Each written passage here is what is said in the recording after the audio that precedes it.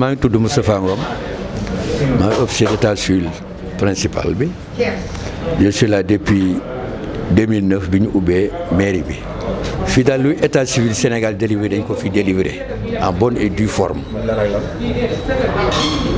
danañ fi def mariage dañ fi célébrer mariage am na registre déclaration de naissance am na registre déclaration de décès donc il y a 3 registres au niveau de l'état civil dans tous les états civils de l'état du Sénégal ñaari registres ñoo fa existé en plus de ça il y a des certificats spéciaux muy résidence certificat de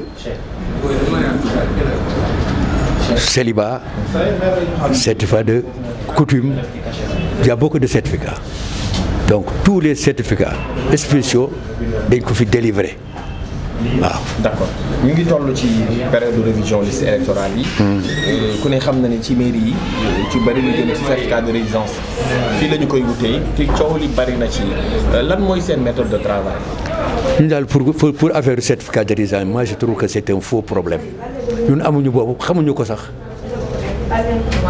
fii comme ni ko maire waxee rek boo ñëwee fii à partir de 8 heures au plus tard 8 heures et demie ñu jox la sa certificat de résidence na nga jaar ci chef de quartier bi mu jox la attestation nga ñëw délivrer la attestation en bonne et due forme nga dem ñun amuñu boobu problème. amuñu ci benn difficulté. amuñu ci benn difficulté ba ñu commencé ba tey amul benn citoyen bu ñëw fii ne mairie Thiès Ouest am naa fa problème ci yëpp nag muy mariage di naissance di décès di certificat spéciaux yi ñun amuñu boobu problème waaw pour moi moo tax may la c'est un faux problème nit ñi dañoo bëgg ay détails mais yooyu ça ne tient pas.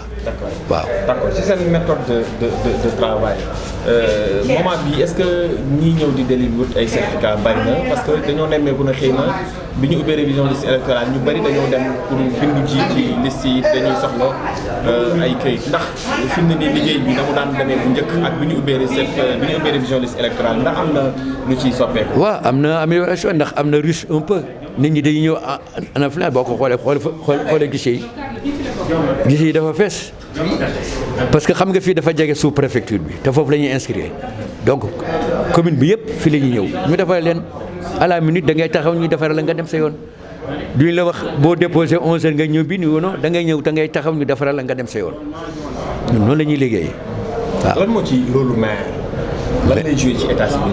mais maire c'est l'officier d'état civil de droit je dis bien moom nag il a ses pouvoirs yooyu lay délégué des officiers d'état civil délégués. mais gis nañu sànq mu toog di délibéré ay. mais c'est ça am na ci droit c'est le maire et en même temps c'est l'officier d'état civil de droit moom la texte yi wax nous sommes des officiers d'état civil délégués il nous a délégué son pouvoir on signe à son nom donc il est le responsable. waaw alors lan ngay wax nit ñi nekk commune Thiès Ouest pour que ku ci soxla certificat wala mu soxla leneen ak leneen pour mën a am ci accès bi est-ce que lépp yemb na pour que bu ñëwee rek mu mën koo délivrer mu delluwaat këram. fii daal bi ñu ko ubbee ba tey dama ne en 2009 à nos jours amuñu benn problème population bi peut nous témoigner boo ñëwee fii duñ la renvoyer duñ la ñàkkee kersa duñ la ñàkkee teggin da ngay ñëw taxaw à la minute. mais def na fi jardin installé fa ay banc boo ñëwee ni ngeen ñëwee noonu lañ lay délivrer seen kii ngeen def am ñu benn problème ak population bi. voilà merci dégg nga Ady ni mu ko waxee ci état civil bu commune Thiès Ouest ñu ngi nag ak Cheikh Gaye moom it responsable la fii ci état civil bi ñu ngi ko gis muy commencé di délivrer ay certificat de résidence bu ko defee rek ñu mën a waxtaan ak moom laaj ko un peu naka lay liggéeyee ak ñi nga xam ne donc ñoom ñoo ñëw pour soxla papier. Cheikh ñu ngi lay nuyu. waaw maa ngi leen di fay sama gars yi di am mbégte di leen dalal fii ci état civil commune Thiès Ouest di rafetlu aussi seen présence fii comme ni nga ko waxee bon ñu ngi ci en période de révision électorale gis nga affluence bi am fii donc on est là pour délivrer ce qu'on appelle les certificats spéciaux mais biñ ci gën a sollicité mooy les certificats de résidence donc ci foofu lañ toll voilà.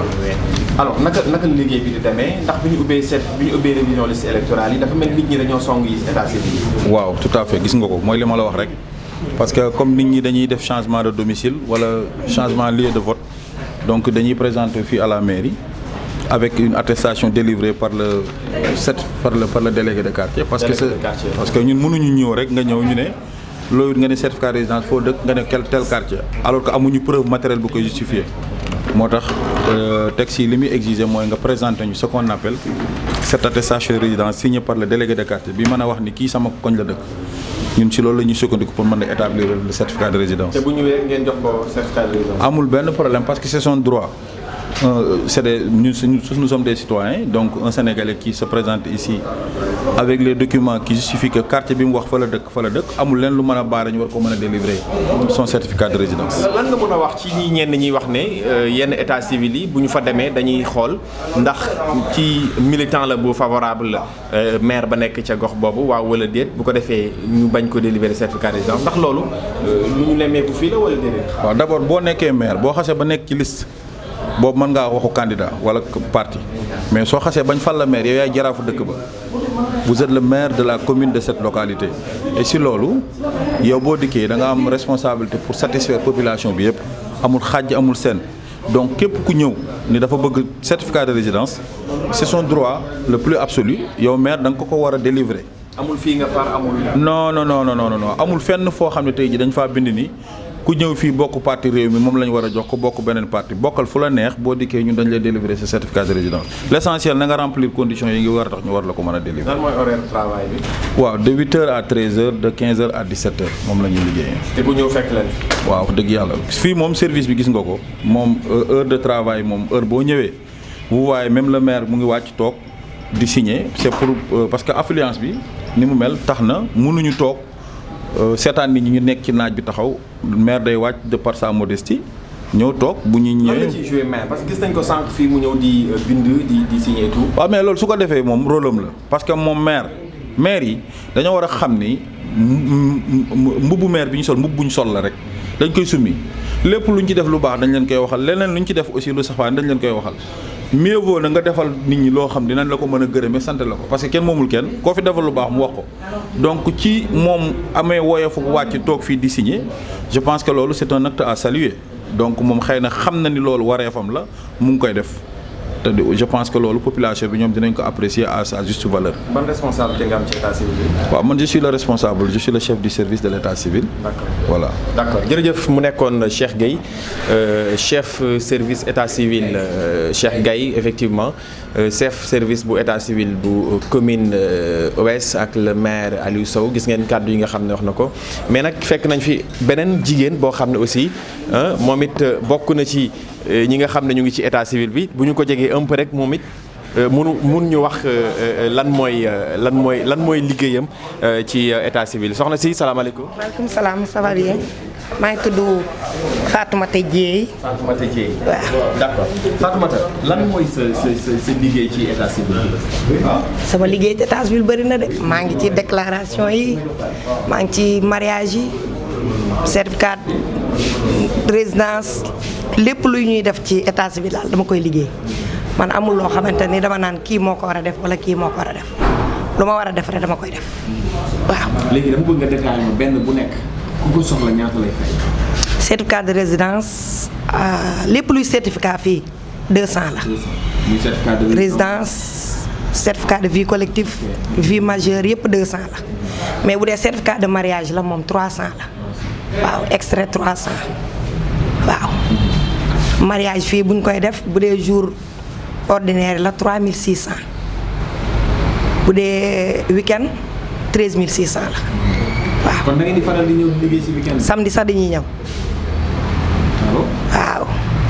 mariage ba muy week-end man damay déplacé wu ñëw wala keneen ku disponible rek ñëw nga def mariage bi enregistré ko ci machine bi tiré jox leen ñu dem waaw. liggéey bi est-ce que compliqué na ci jigéen wan heure ngay xëy ban heure ngay wàcc et tout ça. compliqué na parce que maa ngi ci kër ga yot ñetti doom état civil bi fii bu ma fi ki nekk archive jiituwul keneen du ma fi jiitu fu 17h jotee nag moom damay ñibbi waaw. kon daal état civil bu commune bi Ouest moom li ñuy wax naan administration liggéeyul fii moom. fii moom dañuy liggéey fii moom dañuy liggéey heure pause sax dañuy liggéey des fois duñ dem pause fii la ñuy toog enchaîner 8h ba 17h. léegi ubbi nañ révision liste électorale yi gis nañu ndaw ñi ak jigéen ñu ci bëri daw nañ wuti état civil yi ndax liggéey bi laataa ñu koy ubbeeg jamono jii. ndax jàpp nga ne bokk na wala bokkul wala nit ñi dañoo gën a dawali wutali état civil. nit ñi dañoo gën a dawali wutali état civil jamono ji. lan nga jàpp ne moo ko waral. ci liste électorale yi. xam nga nit ñi rek xëy na dañoo bëgg changement ak genre yooyu noonu. dañoo bëgg a dem voté ji. bëgg a dem voté ji. jug voté bi dong nga leen yëkkati ñuy ñëw di wut si résidence nii. ndax mosu leen fi am ay jafe-jafe jàppante wala xeet yu ñu demee parce que gis nañ ko si yenn état civil yi. coow yi fay am na loolu mosu leen dal. non fii moom amu fi moom. fii moom ku ñëw ñu defaral la nga ñibbi. ñun extrait sax c'est rare ñu jox la rendez-vous ne la demal ndax passe bi ndax mën nga indi extrait fay ci 300 ñu jox la rendez-vous nga war a paasaat ñibbiwaat war a paasaat ñëwaat yooyu yëpp moo tax dañuy préférer ni nit ki mu toog lu ñu sonn dañuy dem génn registre yi ñëw defaral la ndax passe beeg yooyu. bëgg a jàppale nit ñi rek. bu ko defee nag dinañu yéeg ci kaw dem xooli le maire bi nga xam ne moom mooy njiit bi ndax état civil donte ne le maire moom moo ko jiite dafay délégué ay pouvoir am ñi nga xam ne donc ñoom ñoo fi nekk di fi liggéey bu ko defee moom itam gis nañ ko sànq mu ñëw di signer di délivrer ay certificat de résidence bu ko defee aussi dinañ yéeg ci kaw waxtaan ak moom mu wax ñu un peu naka lay gérer liggéey bi ndax coow li gis nañ ni bari na lool ci bi ñu ubbee révision liste électorale yi gis nañu ne yenn état civil yu bëree bëri coow li dafay faral di am bu ko defee aussi ñu waxtaan ak moom naka lay defee liggéey bi nga xam ne moo jëm ci délivrance certificat de résidence yi ginnaaw bi nga xam ne ubbi nañu révision liste électorale te ku ne xam na ne fukki fan ak ñeent ci septembre bi ñu dëgmal ci lañ ko war a clôturer.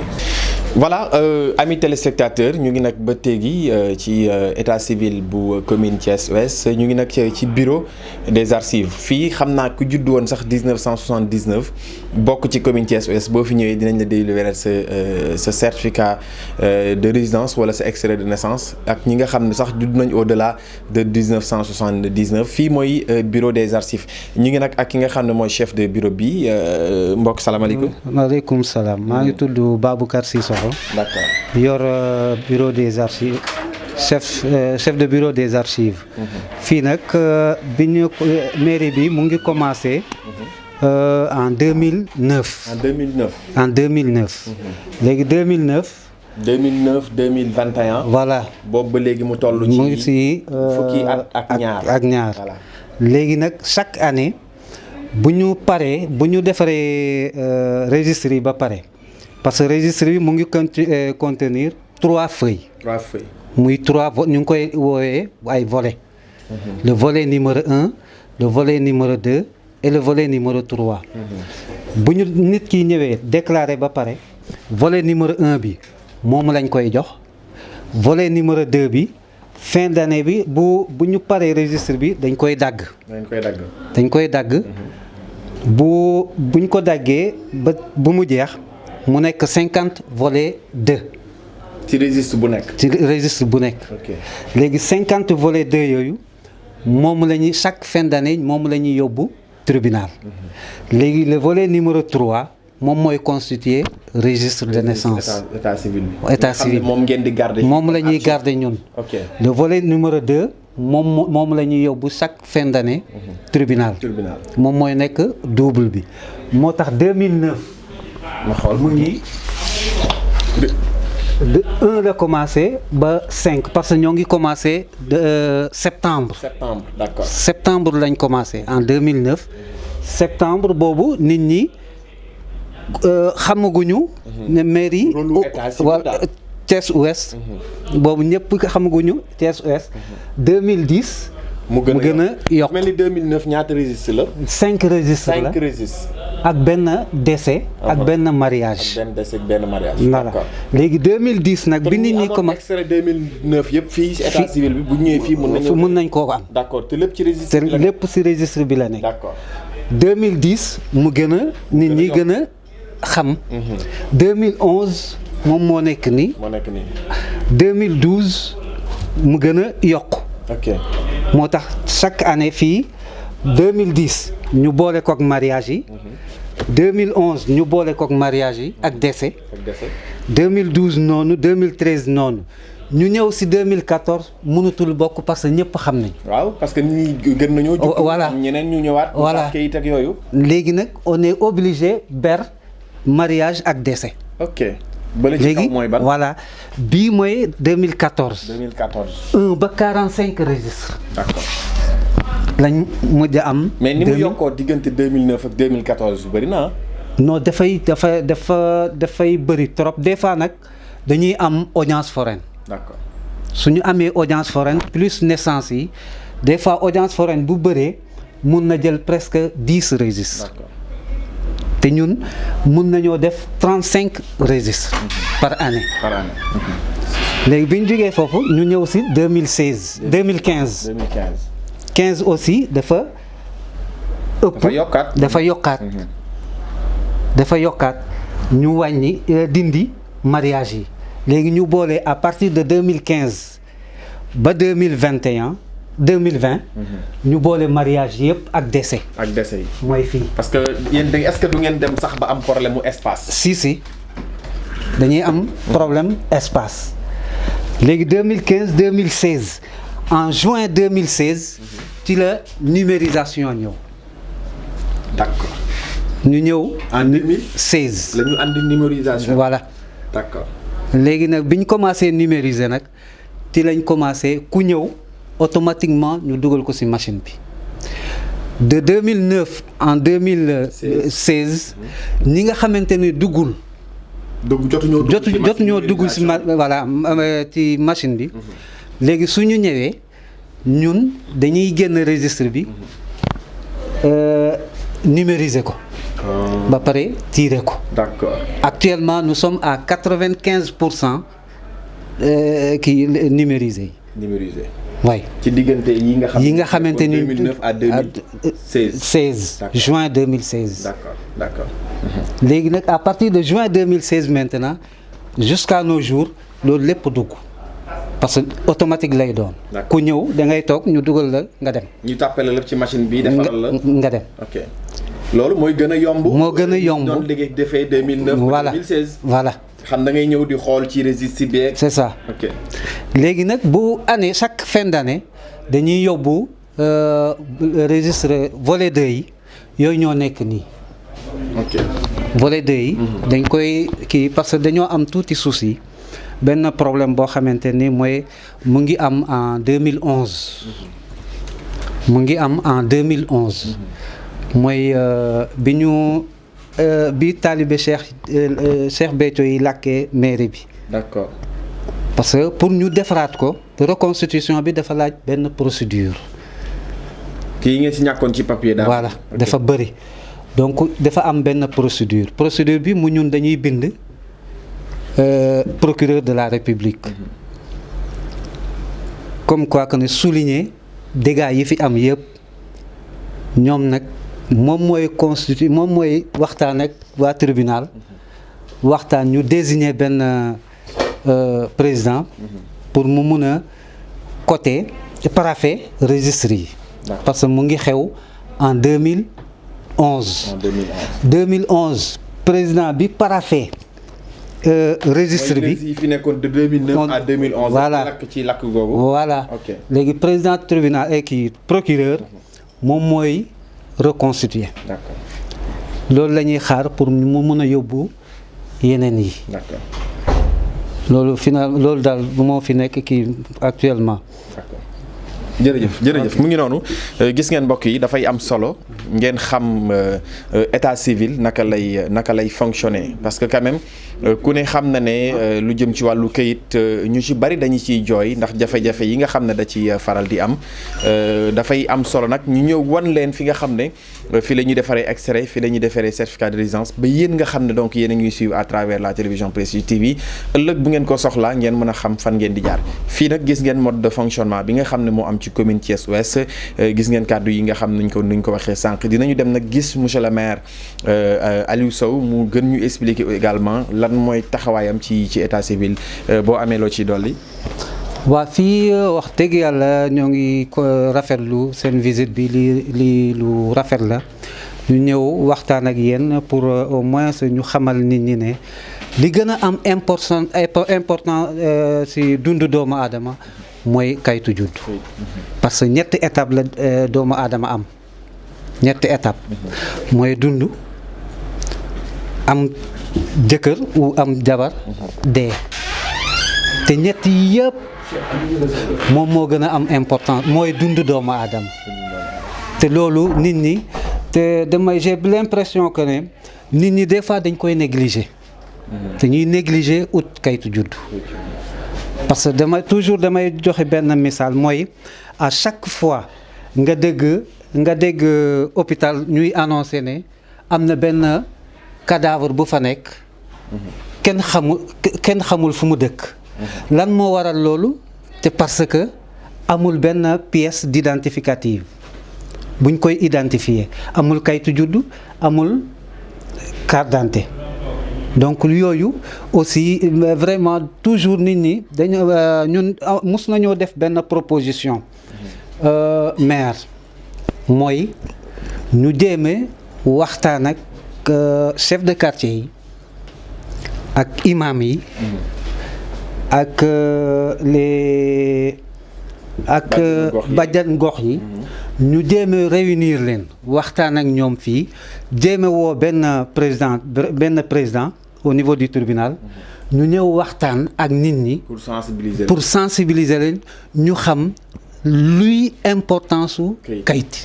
jërëjëf voilà jërëjëf sant ko bu ko def ñu ànd ak Adi bu ko defee ñu yéeg xool monsieur le maire Aliou Sow bu ko defee moom aussi mu wax ñu rek lan mooy liggéeyam ci état civil Cheikh yaa ngi ci liggéey bi jërëjëf. góorgóorlu ci yàlla mi doon maye jógu fi jëf ji daan tax muy maye mën na nekk ba léegi donc yàlla barkeel lépp di jaay Seydil Wujud sallallahu alayhi wa sallam. ayca grand merci beaucoup. ça a été une occasion vraiment yàlla sàmm ñu daal. macha allah. ni nga ko waxee moom dafa leer naññi bon sinon boo ko waxee loolu nii bu fekkonte ne da nga ko wax lépp en français donc là dañuy am problème pour comprendre yenn affaires yi. mais ni nga ko waxee moom vraiment c'est bien clair quoi leer na nañ wax dëgg yàlla leer na nañ ñu ngi lay jaajëfal bu baax di la ñaanal di ñaan yàlla mu defal la jàmm ki sa liggéey bi yàggal sa taxawaay vraiment bàyyi la si kanam mu njaboot ba ci kanam ak kanam defal la wér ak xéwal yaatu ci barke Cheikhul Khadim. ndax am ngeen satisfaction ci déroulement bi. non sincèrement macha allah quoi wax dëgg yàlla lépp jaar na wax dëgg yàlla lépp rek jaar na yoon xanaa di ko ñaanal rek quoi yàlla defal ko li mu bëgg moo ko xam waaw loolu la quoi nañ ko ñaanal yàlla defal ko jàmm defal ko li mu bëgg. aussi itam li nga ñu ñaanal tamit yàlla na ko yàlla nangu waaw vraiment waaw am na solo daal am na solo yàlla nañ bokk lépp rek. ndax affaire yi yàgg na ci procédure beeg yooyu. bon non yàggul nag dëgg yàlla bi fi ñëw léegi yàgguñu fi def na ko daal comme ni mu war a demee waaw moom vraiment taxawul nañu mënoon naa gën a yàgg mais vraiment def na ko comme daal niñ ko bëggee bon waaw macha allah daal macha allah sant yàlla bu baax alhamdulilah ñu jaajëfal bu baax. waaw jërëjëf madame doon nga sa certificat de mariage. alors naka nga ko dundee. macha allah vraiment kontaan naa ci moom ndax ku baax la.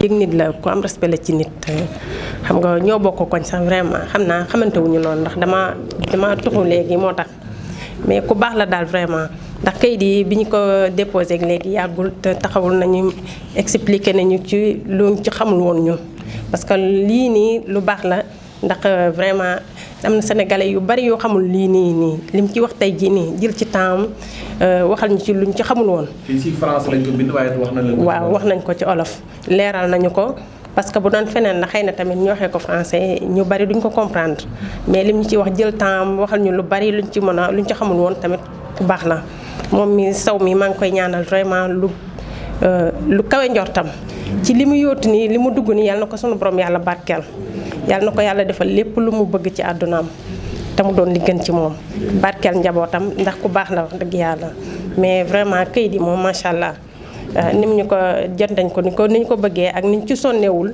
kon yàlla boo sonn ci sa àdduna yàlla na la yàlla teral sàmm la suturaal la bàyyi la ci kanamu njaboot gi gën la barkeel xam nga barkeel li ngay liggéey yëpp kontaan nañu vraiment macha allah bég naa daal wax dëgg yàlla. voilà gis ngeen ba tey ci liggéey bi état civil di def ñoo nañ fekk nag monsieur le maire mu nekk nag di def li nga xam ne moo di mariage état civil ñu bëri dañu koy dégg te lu ñu xam naka lay demee tungu na nag du teew ñuy nataal ñu ngi ak kenn koo xam ne témoin la ci mariage bi sëñ bi salaamaaleykum. waaleykum salaam. Bon, pour commencer damay nuyu ñëpp. Bon, monsieur le maire man li ma gën a marqué mooy ouverture bi ne ci moom quoi parce que depuis première ma jàkkaarloo ak moom xamoon bon maa ngi koy soog a gis d'ailleurs maa ngi soog a dugg ci maire bi fii maa ngi nii bon explication ak ouverture am moo ma njëkk a marqué quoi parce que benn bon dafa oyofal boppam ci kaw ni ñuy expliquer procédure de mariage yi xamoo bon li droit wax lii église bi wax lii suñu diine wax xamoo en français en wolof tout a été parfait. yan question lañ la laaj yow en tant que témoin.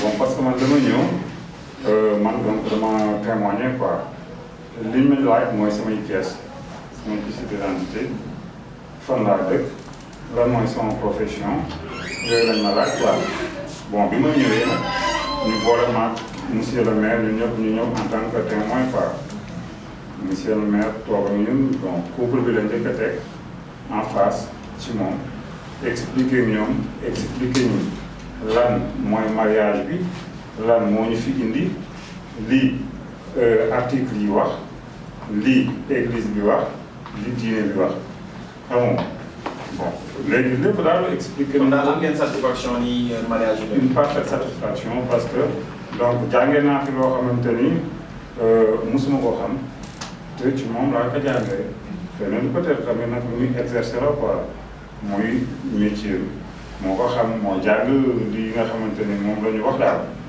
ñun ñu ngi expliqué ne ñun xamuñu ko woon parce que man dama fi ñëw li gars yi naan bleu la laa ci xamoo ci woon mariage bi ñuy wax mariage état civil xaw ma ci dara mais li ma expliqué leer na nañ sama nopp quoi xam nga et puis man kontaan naa daal man moom bu defee ci man rek wax dëgg yàlla kontaan naa ndax jàng naa lu ma xamul woon xamal nañ ma lu ma xamul woon quoi.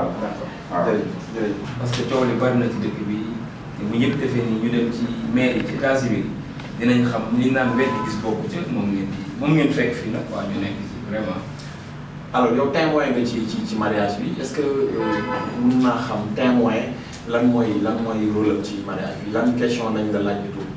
waaw lii ngeen fekk nii li ma wax sànq wedd gis bokku ci day firnde ni bari na ñuy def ay labaj ci wàllu mariage ci wàllu civil état civil mais ku ñëw fii gis ni marié yaa ngi toog ku nekk say deux témoins ngi toog parce que am na peut-être ñu koy def ailleurs ñoo xam ni ñooñu sax mën nañ bañ a teew mais fii ku ñëw teg sa bët le maire bi ko célébrer son premier adjoint là léeg-léeg moo koy def même les week-ends pour nga gis ni fii vraiment dans la commune de Thiès Ouest amuñu boobu problème te bi ñu jàppee date bi pour mariage bi bu ma neexee ni deful sax 3 jours vraiment bi ñu ñëwee tey jii def nañu mariage bi jot suñuy këyit mu teg ko ci loxol madame loolu aussi vraiment satisfaction la bi ci topp it mu leeral bu baax nag lan mooy le mariage civil code bi ni mu ko tëralee lépp vraiment man mii nga xam ni sax am naa tuuti ci am njàng tey jàng naa lu bees ci wàllu mariage ni muy doxe daal vraiment encore une fois daal dañuy defal mention spéciale prestige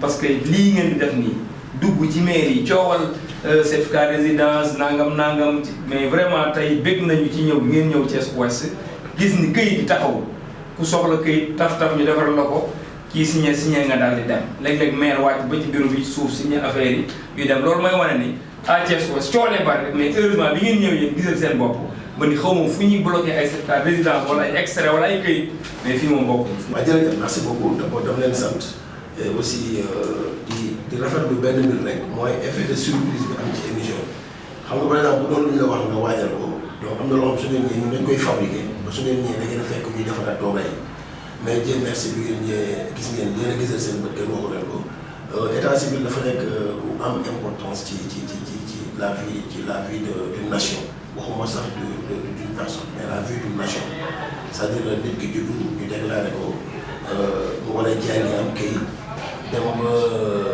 war a takk jabar ñu defaral ko kayit dem ba war a voyager du am difficulté jël kayit yooyu mooy dundante bi te loolu bu ñu ko retardé on freine la marche du pays et même les ambitions même dañu koy freine te imaginer jamono yële ci kaw xale yi waroon def bac ma gis yenn mairie yi tëj xale yi am problème certificat de résidence man idée bi wàcc jàppale aussi sax fa la ñëwee ci man. parce que gis nañ ne nga wàcc ci état civil bi di bind di signé. waaye xam nga man il faut mu wàcc xam lu tax déjà ñun fii nous avons 2 officiers yu fi nekk au centre principal muy le premier adjoint au maire que vous avez vu tout de suite Ibrahima Bokoum ak le vieux Moustapha Ngom qui est presque à son 5e mandat de conseil municipal qui a fait la ville et lépp il a eu la chance d'être officier d'état civil. Sissoko que vous avez vu au niveau des archives il a fait plus de 30 ans de service il était à la mairie de ville. Cheikh Gaye ñëw comme chef du bureau d'état civil plus maintenant les centres secondaires parce que loolu dinañ ci dikk donc j'ai dit que loolu bu ñu ko amee man gëmuma nit war a ñëw kayit ñu naan waaw nañ ko bind nii officier bi nekk fi non man 7h30 lay liggéey si tous les jours que Dieu fait su ma ñëwee 7h30 avant ñoom ñu yegg si je signe tous les documents ba ñoom ñu ñëw ils prennent leur bureau et moi je commence mes audiences suñu demee 13 heures de pause des fois il y a des urgences nit ku jógee Dakar péage bi jàpp ko wala mu jógee feneen taw ñëw egsi fi 13 heures nga naan ko nekk nañ pause pour man loolu du service bu am caractère social man yooyu bu amee ñoom dañ koy établir yéegalalu ma signé ko sur le champ de dem sore am na bu mu fi arrivé sax fi kenn fii ñu fekk nit suuf ñu doon nettoyé mu ñëw ndaw si ñëw expliqué mais bi ñu ubbee archive bi fekk document bu nekk fa man dama bind kayit bi yéeg sama bureau signé ko mu dem à quoi ça sert c'est yooyu pour man suñu ko defee ñëpp def am na loo xam ne du traîner ce qui est valable pour l'état civil et valable pour tous les autres services du pays on ne peut pas être là être signataire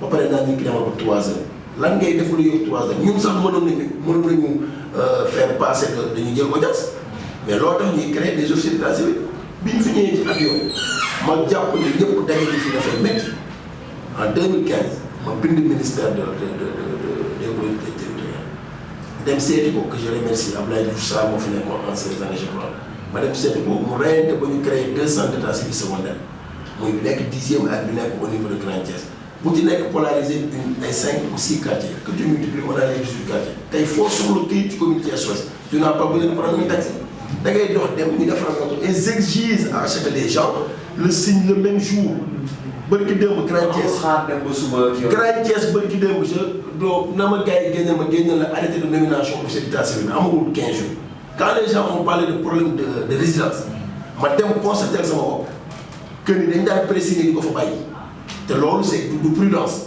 wala ñu signé si bàyyi ko fa tout de suite j'ai nommé un nouveau officier d'état civil en la personne de Sylvain Maron ne ko demal nga toogal ko foofu bu nit ñi def résidence nga signé ko ci saa suñu dem seen yoon 10e on a des félicitations yu dul jeex surtout mu jege service des mines ñu yóbbu fa une dame un officier d'état civil et une dame chef de service boo xam ni vraiment moo nga xam ne li ko fa yóbbu lan ñun plus fii on est 3 officiers d'état civil il y a le vieux Moustapha Ngom que vous avez trouvé en bas qui a pris sa retraite à la police ça fait plus de 20 ans donc il a les 78 ans presque kaw mais doo fi ñëw mukk nëbal fekk ko bureau.